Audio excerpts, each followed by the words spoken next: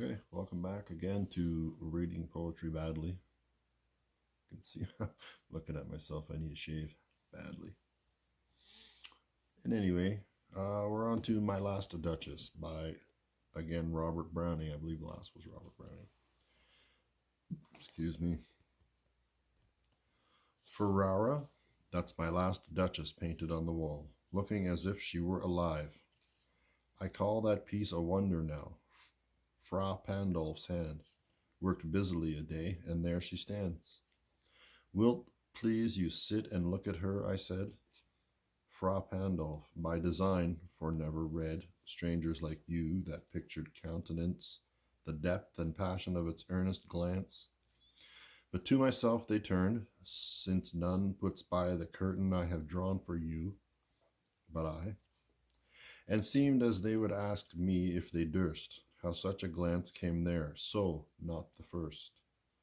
Are you, so not the first are you to turn back, to turn and ask thus, really, really badly.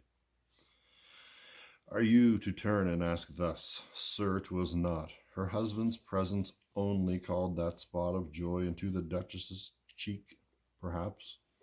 Fra Pandolf chanced to say, her mantle laps over my lady's wrist too much, or paint must never hope to reproduce the faint half-flush that dies along her throat. Such stuff was courtesy, she thought, and cause enough for calling up that spot of joy. She had a heart, how shall I say, too soon made glad, too easily impressed. She liked whate'er. Are you supposed to say whate'er or whatever? Whatever. She looked on, and her looks went everywhere. Sir, 'twas all one. My favor at her breast, the dropping of the daylight in the west, the bough of cherries some officious fool broke in the orchard for her, the white mule she rode with round the terrace.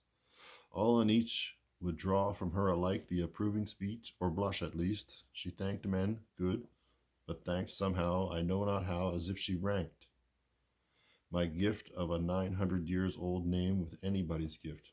Who'd stoop to blame this sort of trifling? Even had you skill in speech, which I have not, to make your will quite clear to such an one, and say, just this or that in you disgusts me. Here you miss, or there exceed the mark. And if she let herself be lessoned so, nor plainly set her wits to yours, forsooth, and made excuse, it's got to be even then would some stooping, and I choose never to stoop. Oh, sir, she smiled, no doubt, whenever I passed her, but who passed without much the same smile? This grew, I gave commands, then all smiles stopped together. There she stands, as if alive. Wilt please you rise? We'll meet the company below, then I repeat. The Count, your master's known munificence, is ample warrant that no just pretense of mine for dowry will be disallowed, though his fair daughter's self, as I avowed, as starting is my object. Nay, we'll go together down, sir. Notice Neptune, though, taming a seahorse, though thought a rarity, which Klaus of Innsbruck